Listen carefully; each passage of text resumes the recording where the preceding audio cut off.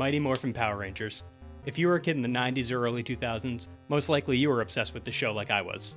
The cool suits, the action, the cool monster designs. Mighty Morphin Power Rangers was a Monster of the Week kids action show. Half of the show was just action scenes reused from a Japanese series called Super Sentai.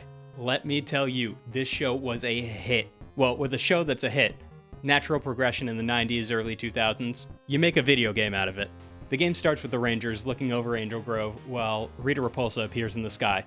Billy's the only one with an appropriate reaction. Then you're brought to a character select screen where you get to choose the Ranger that you're going to play as. All of the Rangers play pretty much the same with some aesthetic differences in their attacks. It's your typical side-scrolling beat-em-up, but god, does it look good? Does it sound good? I mean, listen to the soundtrack.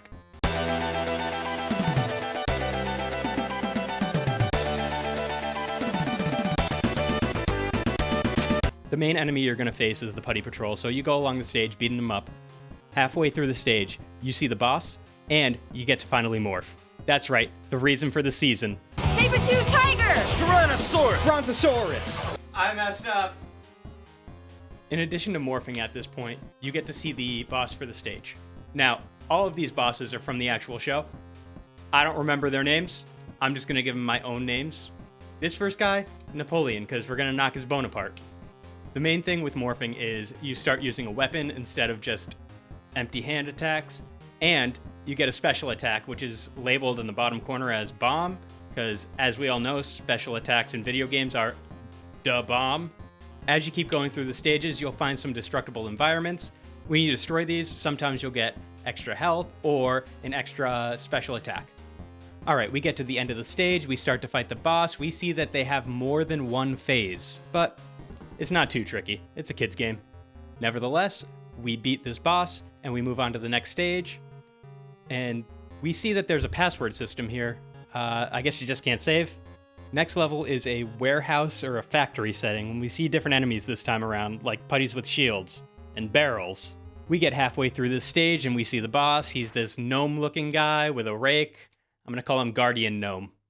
After we morph, we go inside the warehouse. We have to traverse lasers, spiky obstacles, and we gotta do some platforming. You know, what I imagine the average day for an Amazon warehouse worker would be. Once we get through the warehouse, we get to the boss. And this is probably the easiest boss fight in the game, at least in my opinion. You kind of just stand in the center of his movement and can generally figure out where he's going to be. Next stage, we go to the sewers. The Power Rangers are supposed to be teenagers with attitude. The only teenagers with attitude that would be down here would be the Ninja Turtles.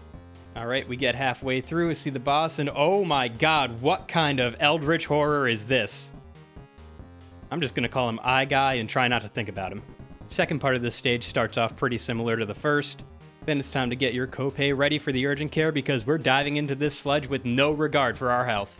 Alright, let's just get through the boss stage. Now he's dead. If only he had Visine, he might have won. Next stage, we're up in a hotel or an office, a skyscraper. It's pretty much all the same until you get halfway through the stage. Anyways, here's the boss for the stage. He looks like the genie from Aladdin had a fursona. We'll just call him Genie, I guess.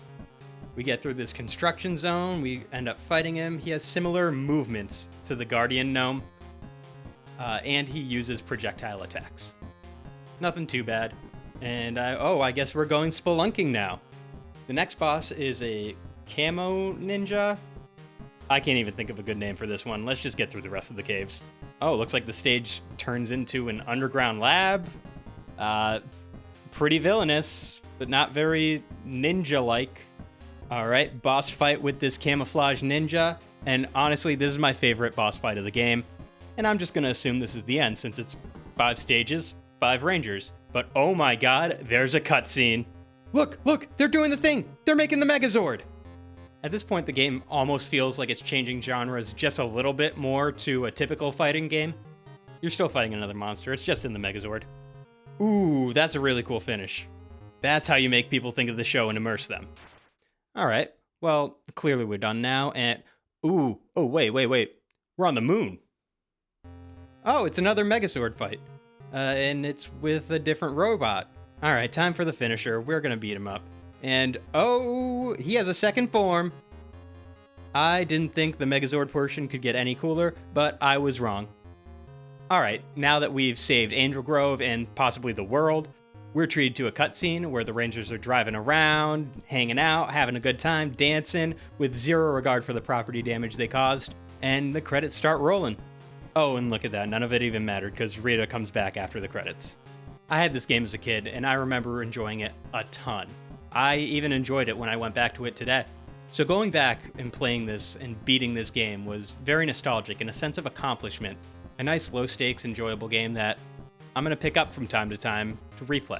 That's all I got to say about this game. Now I got to go figure out why my morphing didn't work.